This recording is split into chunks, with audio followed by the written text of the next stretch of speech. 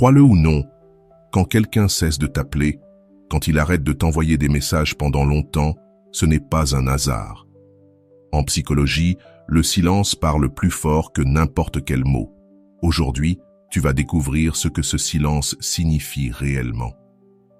Même si cela fait mal de l'admettre, ce silence qui t'inquiète tant n'est pas simplement une absence de communication.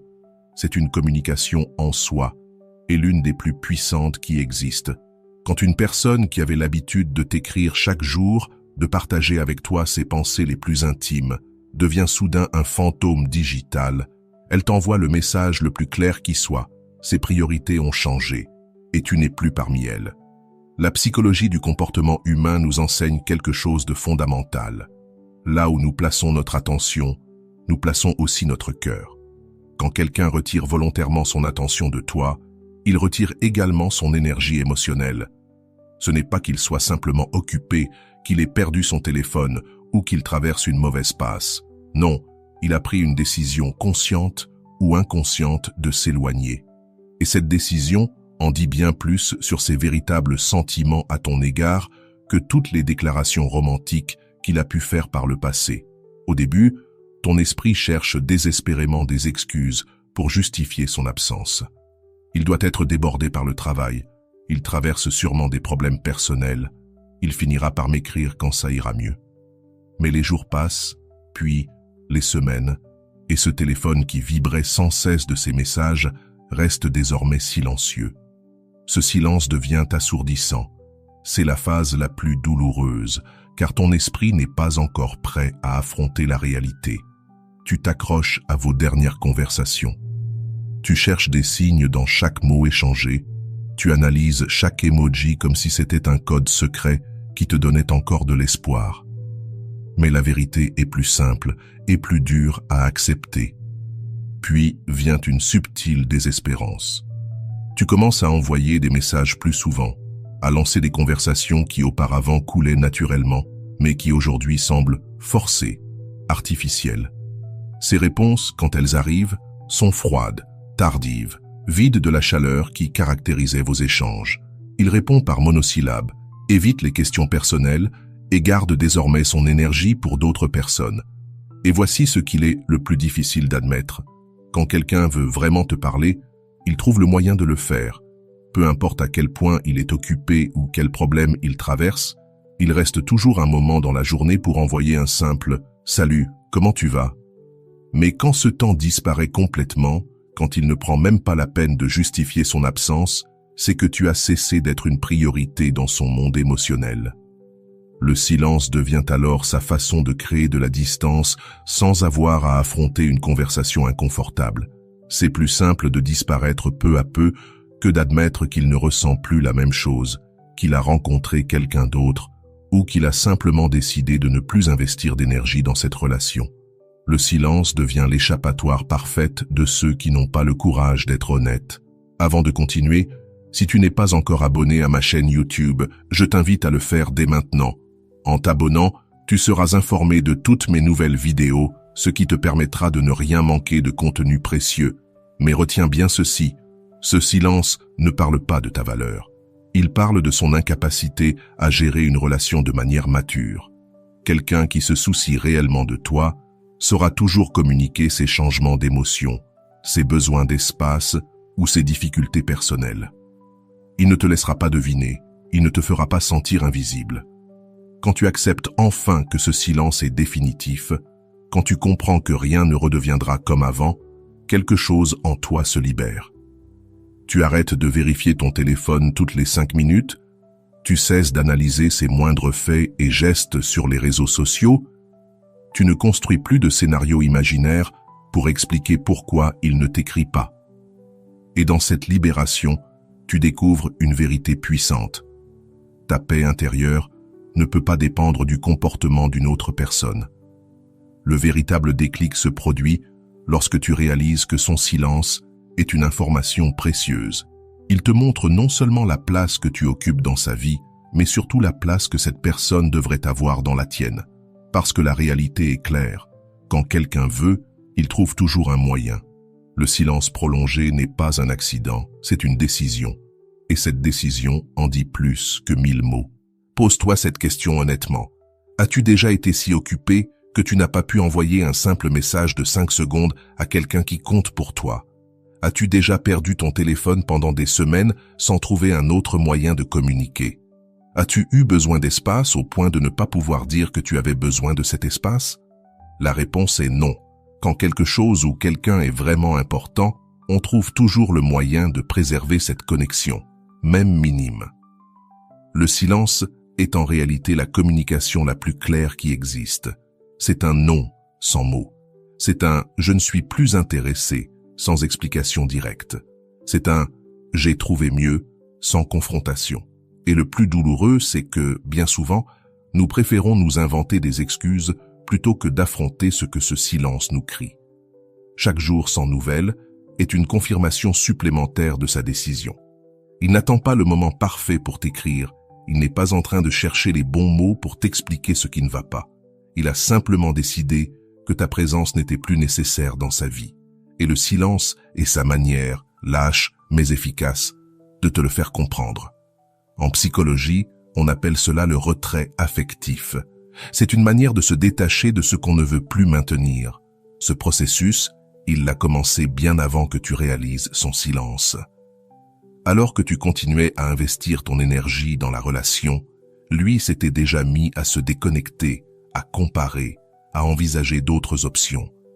Et pendant qu'il se prépare à vivre sans toi, tu restes là, à attendre, à t'accrocher à quelques miettes d'attention qu'il te jette pour ne pas se sentir totalement coupable. Mais ce vide que tu ressens aujourd'hui, c'est exactement le reflet de ce qu'il ne ressent plus pour toi. Car crois-le ou non, l'indifférence est bien pire que le rejet. Le rejet te donne de la clarté, il t'aide à fermer un cycle. L'indifférence, elle, te laisse dans un brouillard, incapable de savoir si tu dois attendre ou lâcher prise. Pourtant, la vérité est implacable. Si tu comptes vraiment pour quelqu'un, tu n'as pas besoin de lui rappeler ton existence. Dur mais nécessaire à entendre, s'il ne t'appelle pas, s'il ne t'écrit pas, c'est que tu n'es pas sa priorité. Personne n'oublie celui ou celle qui lui importe vraiment. Ce silence veut dire que son attention est ailleurs. Et plus tu refuses de le voir, plus tu prolonges ton propre supplice. Ton véritable pouvoir, c'est de comprendre que ta valeur ne dépend pas de celui qui ne sait pas la voir. Car au fond, nous avons tous du temps pour ce qui nous importe vraiment. Il trouve toujours du temps pour sortir avec ses amis, pour faire du sport, pour jouer aux jeux vidéo, pour 1000 choses qu'il juge plus importantes que d'avoir une simple conversation avec toi. Son agenda a toujours de la place pour ses vraies priorités. Et si tu n'y es pas, c'est simplement parce que tu ne fais pas partie de celle-ci. Les priorités ne se déclarent pas avec de jolies paroles, elles se démontrent par des actions cohérentes, par du temps investi, par de l'énergie consacrée, par des efforts constants. Un homme réellement intéressé par toi ne te fait pas sentir que tu dois te battre pour capter son attention. Il ne te laisse pas attendre des réponses pendant des jours. Il ne te traite pas comme un fardeau quand tu lui écris. Il ne te considère pas comme un plan B quand ses autres options ne sont pas disponibles. Quand quelqu'un te réduit à une option de dernier recours, qu'il n'apparaît dans ta vie que lorsqu'il n'a rien de mieux à faire, qu'il te cherche uniquement lorsqu'il se sent seul ou ennuyé, il te communique clairement la place que tu occupes dans son échelle d'importance. Et cette place n'est ni la première, ni la deuxième, ni même la troisième. Tu es un simple remplissage, une distraction temporaire, quelqu'un avec qui il passe le temps en attendant mieux. Continuez à espérer ces messages comme si c'était l'événement le plus important de ta journée. Continuez à justifier son comportement avec des excuses qu'il ne prend même pas la peine de donner. Continuez à accepter des miettes d'attention alors que tu mérites un festin de tendresse et de considération. Rien de tout cela ne changera son niveau d'intérêt pour toi. Cela ne fera qu'allonger ton agonie émotionnelle. Tu passes ton temps à vérifier ton téléphone toutes les 5 minutes, à analyser ses publications sur les réseaux sociaux, à inventer des raisons pour expliquer pourquoi il ne t'écrit pas, alors que la vérité est simple. Il n'a pas envie de le faire. Le pire des pièges est de croire qu'en étant plus patiente, plus compréhensive, plus disponible, il finira par reconnaître ta valeur. La réalité et qu'il a déjà décidé que tu n'étais pas une priorité dans sa vie. Et aucune patience, aucune compréhension ne changera cette décision. Pose-toi cette question honnêtement. As-tu déjà été si occupé que tu n'as pas pu envoyer un simple message de 5 secondes à quelqu'un qui compte pour toi? As-tu déjà perdu ton téléphone pendant des semaines sans trouver un autre moyen de communiquer? As-tu eu besoin d'espace au point de ne pas pouvoir dire que tu avais besoin de cet espace? La réponse est non. Quand quelque chose ou quelqu'un est vraiment important, on trouve toujours le moyen de préserver cette connexion, même minime. Le silence est en réalité la communication la plus claire qui existe. C'est un non sans mots. C'est un « je ne suis plus intéressé » sans explication directe. C'est un « j'ai trouvé mieux » sans confrontation. Et le plus douloureux, c'est que bien souvent, nous préférons nous inventer des excuses plutôt que d'affronter ce que ce silence nous crie. Chaque jour sans nouvelles est une confirmation supplémentaire de sa décision. Il n'attend pas le moment parfait pour t'écrire. Il n'est pas en train de chercher les bons mots pour t'expliquer ce qui ne va pas. Il a simplement décidé que ta présence n'était plus nécessaire dans sa vie. Et le silence est sa manière, lâche mais efficace, de te le faire comprendre. En psychologie, on appelle cela le retrait affectif. C'est une manière de se détacher de ce qu'on ne veut plus maintenir. Ce processus, il l'a commencé bien avant que tu réalises son silence. Alors que tu continuais à investir ton énergie dans la relation, lui s'était déjà mis à se déconnecter, à comparer, à envisager d'autres options. Et pendant qu'il se prépare à vivre sans toi, tu restes là, à attendre, à t'accrocher à quelques miettes d'attention qu'il te jette pour ne pas se sentir totalement coupable. Mais ce vide que tu ressens aujourd'hui, c'est exactement le reflet de ce qu'il ne ressent plus pour toi. Car, crois-le ou non, l'indifférence est bien pire que le rejet. Le rejet te donne de la clarté. Il t'aide à fermer un cycle. L'indifférence, elle, te laisse dans un brouillard, incapable de savoir si tu dois attendre ou lâcher prise. Pourtant, la vérité est implacable. Si tu comptes vraiment pour quelqu'un, tu n'as pas besoin de lui rappeler ton existence. Dure, mais nécessaire à entendre, s'il ne t'appelle pas, s'il ne t'écrit pas, c'est que tu n'es pas sa priorité. Personne n'oublie celui ou celle qui lui importe vraiment. Ce silence veut dire que son attention est ailleurs. Et plus tu refuses de le voir, plus tu prolonges ton propre supplice. Ton véritable pouvoir, c'est de comprendre que ta valeur ne dépend pas de celui qui ne sait pas la voir. Car au fond, nous avons tous du temps pour ce qui nous importe vraiment. Il trouve toujours du temps pour sortir avec ses amis, pour faire du sport, pour jouer aux jeux vidéo, pour 1000 choses qu'il juge plus importantes que d'avoir une simple conversation avec toi. Son agenda a toujours de la place pour ses vraies priorités, et si tu n'y es pas, c'est simplement parce que tu ne fais pas partie de celle-ci. Les priorités ne se déclarent pas avec de jolies paroles, elles se démontrent par des actions cohérentes, par du temps investi, par de l'énergie consacrée, par des efforts constants. Un homme réellement intéressé par toi ne te fait pas sentir que tu dois te battre pour capter son attention. Il ne te laisse pas attendre des réponses pendant des jours. Il ne te traite pas comme un fardeau quand tu lui écris.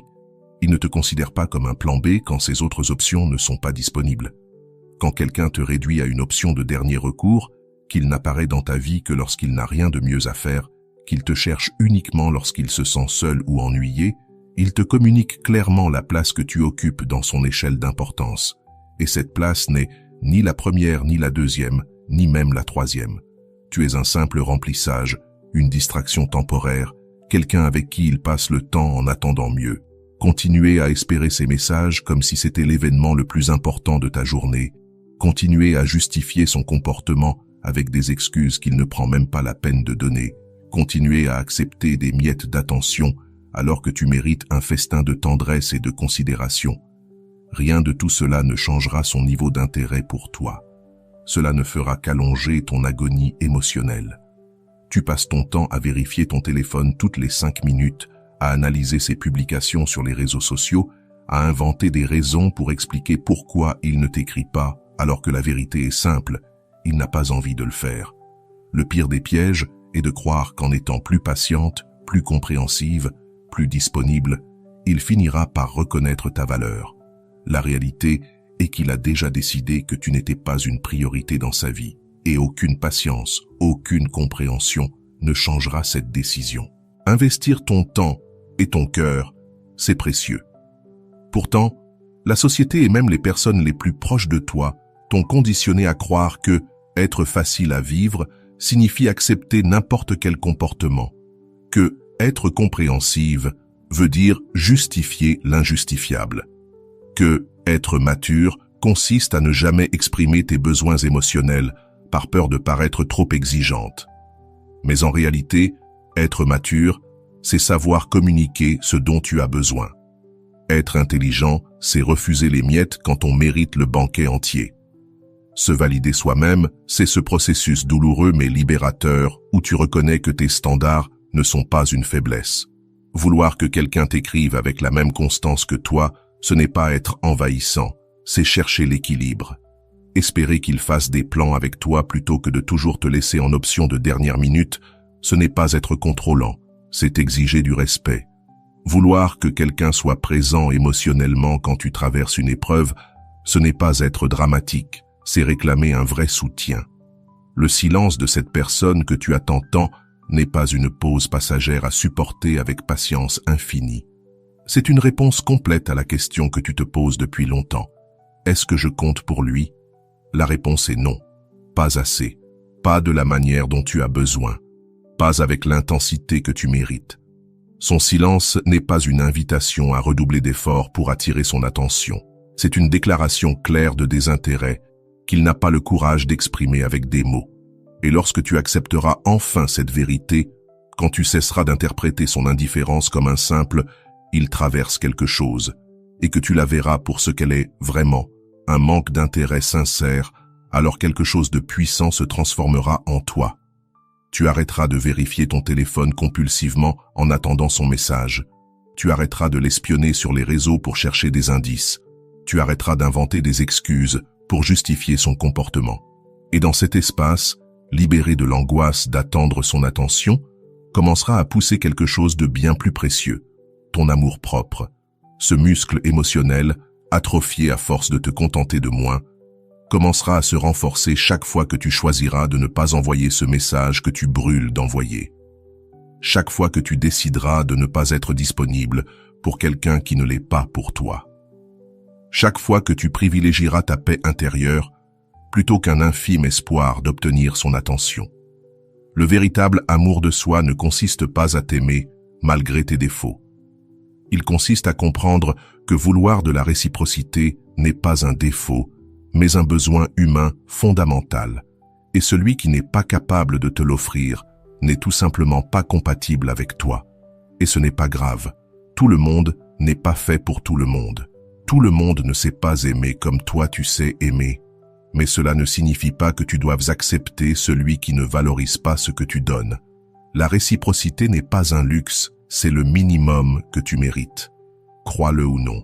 Quand quelqu'un ne t'appelle pas, quand il ne t'écrit pas pendant longtemps, cela veut dire exactement ce que tu vois. Il a choisi de ne pas le faire. Ne le justifie pas, ne l'embellis pas.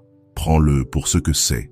Un signe clair qu'il est temps d'arrêter d'attendre et de commencer à t'élire toi-même. Et souviens-toi, celui qui garde le silence avec toi t'a déjà donné une réponse. Si ce message t'a ouvert les yeux, ne l'ignore pas. Mets un like à cette vidéo, partage-la avec quelqu'un qui en a besoin et abonne-toi, car ici, tu trouveras toujours la vérité psychologique qui te rendra ton pouvoir et ta force.